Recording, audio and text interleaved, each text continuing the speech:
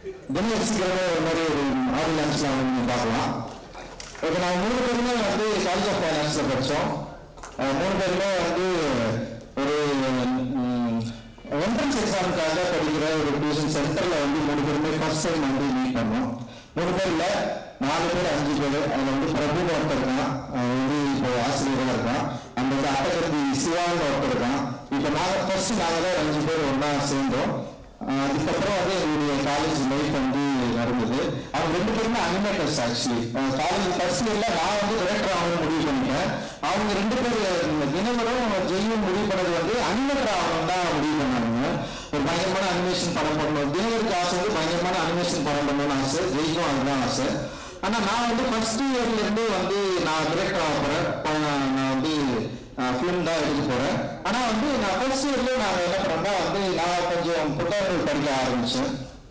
அப்புறம் வந்து என்னுடைய அரசியல் நான் என்ன பண்ண போகிறேன், பொலிட்டிக்கலாக என்னுடைய நம்பிக்கை என்ன, அப்புறம் பாபாசாஹேப் அம்பேத்கர் மீது எனக்கு இருக்கிற ஆர்வம், இதை பற்றியெல்லாம் வந்து நான் அதிகமாக இவங்ககிட்ட தான் நான் டிஸ்கஸ் பண்ணியிருக்கேன். அண்ட் ஜெய்கிட்டையும் வந்து தினகர்கிட்டையும். அந்த தினகரும் ஜெய் நான் 3 பேரும் வந்து நிறைய பயணிச்சிருக்கிறோம், நிறைய பேசியிருக்கிறோம். அந்த வந்து நான் பார்க்குற படத்துல அவங்ககிட்ட நிறைய நான் வந்து அவங்ககிட்ட வந்து டிஸ்கஸ் பண்ணியிருக்கேன். அண்ட் வந்து எனக்கு ரஷ்யா இலக்கியங்களை இன்ட்ரடியூஸ் பண்ணது வந்து தினகர் தான். தினகர் தான் வந்து ரஷ்யா புத்தகங்களை வந்து படிச்சுட்டு அவன் தான் வந்து சொல்லுவான், சின்ன சின்னதாக இப்போ நல்லா இருக்கிறா. அவன் என்ன பண்ணுவான்னா வந்து இந்த ரஷ்ய இலக்கியங்கள் இந்த ராஜகாரி டிரான்ஸ்லேட் வந்து ரொம்ப கம்மி விலையில கிடைக்கும். 3 ரூபாய் 5 ரூபாய்லாம் அவனுக்கு வந்து வாங்கி படிச்சுட்டு இருப்பான். எனக்கு திடீர்னு ஒரு நாள் சொல்லலாம், அதே இந்த மாதிரி சம சூப்பரா இருந்தா இதை போடுறான்னு சொல்லிட்டு அவன் தான் எனக்கு யூஸ் பண்ணான். லைக் நான் ஃபர்ஸ்ட் படிக்க ஆரம்பிச்சேன் இந்த டீம்ல. நான் பெருமையா சொல்லிட்டேன். நான் படிக்க ஆரம்பிச்சதுக்கு அப்புறம் அவனே இவங்ககிட்ட வந்து நான் வந்து படிக்க நான் சொன்னேன். அப்புறம் அவங்க படிக்க ஆரம்பிச்சாங்க. அப்புறம் அவங்களும் படம் பார்த்தாங்க, நானும் படம் பார்த்தேன்.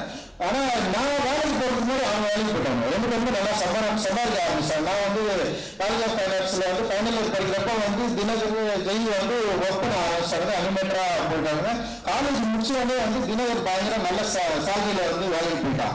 லைக் வந்து எனக்கு வந்து அசிஸ்டன்ட் டைரக்டரா 3000 ரூபாய் கூட சம்பளம் இல்லை அந்த டைம்ல. ஆனா அவெல்லாம் 5000 ரூபாய் 20,000 ரூபாய் அந்த டைம்ல வாங்கிட்டு இருக்கோம். நமக்கு ஒரு சின்னதாக அவனுக்கு நல்லா ஒரு இடத்துக்கு போயிட்டானே, ரொம்ப நாளா பண்ண போறோம் அப்படின்னு யோசிச்சிருக்கேன். ஆனா என்னன்னா அந்த யோசனை அப்படின்றது வந்து நம்மளே வந்து கரெக்டான இடத்துக்கு போகணுன்றது நோக்கி தான் நகர்ந்தது. அந்த வந்து நான் வந்து அதுக்கப்புறம் வந்து சினிமா இண்டஸ்ட்ரியில வந்து இருந்து அப்படியே ஸ்லோவா வந்து நான் படம் பண்ண வந்து ஆரம்பிச்சதுக்கு அப்புறம் ஒரு 2 வருஷத்துக்கு அப்புறம் திரும்பி திடீர்னு வந்தானுங்க. ஒருத்தவன் தான் நான் வந்து டைரக்டர் ஆகணும்டா அப்படின்னா தினகர் வந்து ஸ்டார்ட் பண்ணா. நீங்க வந்து சமபோகம் வச்சு பெருசாடா நீ வந்து அனிமேட்டர் ஆகணும் தான் சொன்ன, அனிமேஷன் படம் பண்ண அப்படின்னு சொன்னா. அப்புறம் என்ன பண்ணா இல்லை எனக்கு கொஞ்சம் யோசனையா இருக்குன்னு அவன் சொன்னான். அப்புறம் நீ ஏன் வேண்டாம் ஏன் வந்துட்டு திரும்ப நானும் வந்து டைரக்டர் ஆக பண்ணா அப்படின்னு சொன்னான். ஏன்டா நீங்க வந்து அனிமேஷன் நல்லா படிச்சீங்க, அங்கேயே இருக்கடா அனிமேட்டர் படம் பண்ணுங்கடா, அது பயங்கரமான போடுறா, வேர்ல்ட்ல வந்து பெரிய லெவல்ல வந்து அனிமேஷன் படம் பயங்கரமா பண்ணிட்டு இருக்கு, நீங்க அதை பண்ணீங்கன்னா கொஞ்சம் நல்லா இருக்குடான்னு சொல்லி தினகர் என்ன பண்ணா கொஞ்ச நாள் வந்து அனிமேஷன் படம் பண்ணலாம்னு சொல்லிட்டு அப்படியே ட்ரை பண்ணிட்டு இருந்தான்.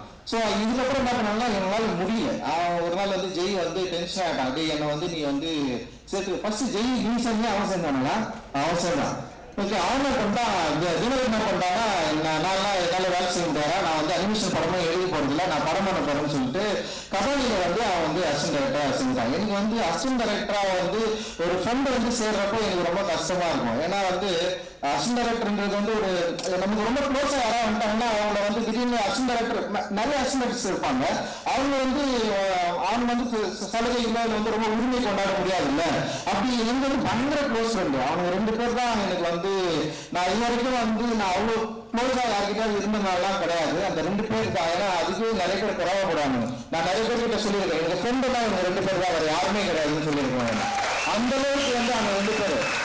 ஆனா அவங்க அசிஸ்டன்ட் கேட்கறப்ப எனக்கு வந்து எனக்கு விருப்பமே கிடையாது என்கிட்ட சேர்த்துக்கிறதுக்கு. ஆனா நான் என்ன யோசிச்சுன்னா வந்து சரி அவங்க விருப்பப்படுறவங்க சேர்ந்துக்கிட்டோம் அப்படின்னு சொல்லிட்டு ஃபர்ஸ்ட் வந்து தினகர் வந்தான். அப்புறம் வந்து அடுத்த படத்துல வந்து காலால வந்து ஜெய் வந்தான். ஆனா அவங்க கிட்ட வந்து ஃப்ரெண்டு மாதிரி நான் பேசவே இல்லை. செட்டில் ஒரு நாளும் அவங்களும் அந்த உரிமையை வந்து என்கிட்ட எடுத்துக்கவே இல்லை.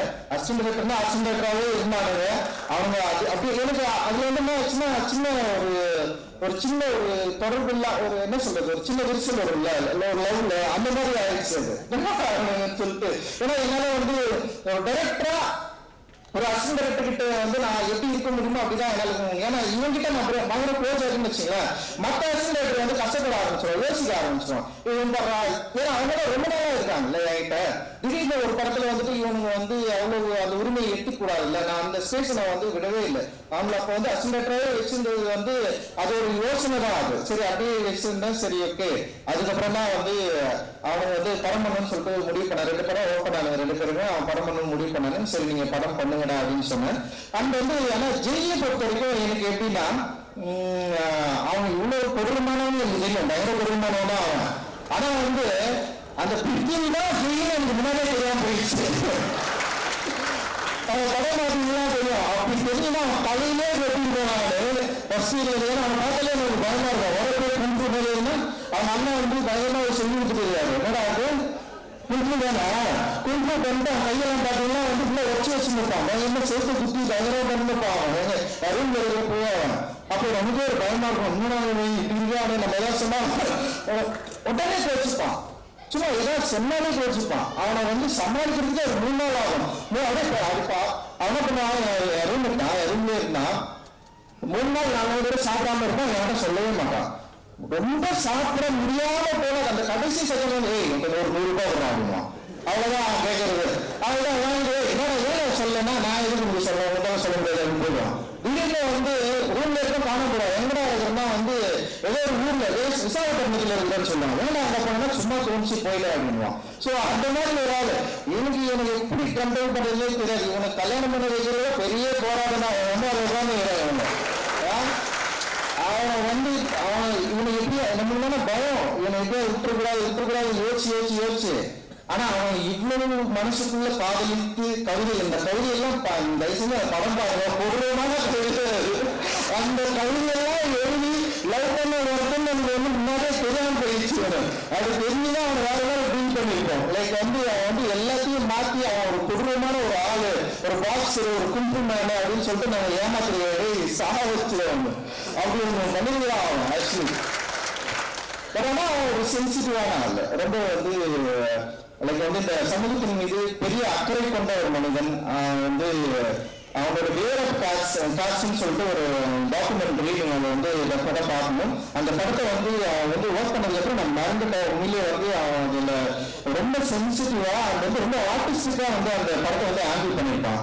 நான் என்ன நினைச்சேன்னா அந்த மாதிரி ஒரு படம் எடுப்பான் தான் நான் நினைச்சேன். நான் ஒரு படம் பண்றேன்டா அப்படின்னு சொன்னேன். நான் என்ன சொன்னா, நீ அசிங்கெல்லாம் வேலை செய்யறா, சமூகப்புற ஒரு டாக்குமெண்ட்ரி படம் பண்ணிருக்கிற, நீ வந்து படமே பண்ற சீட்டை பண்ண நான் ப்ரொடியூஸ் பண்றேன்னா நம்ம எப்படியாவது வந்து ஒரு என்ன சொல்றது ஒரு ரியலிஸ்டிக்கான ஒரு படம் நீ எடுக்க ட்ரை பண்ண, அது வந்து ஒரு ஏற்கனவே சினிமா ஃபார்ம்ல இல்லாம வேற ஒரு படம் நீ பண்ண அப்படின்னு தான் நான் அவங்ககிட்ட எதிர்பார்ப்பேன்.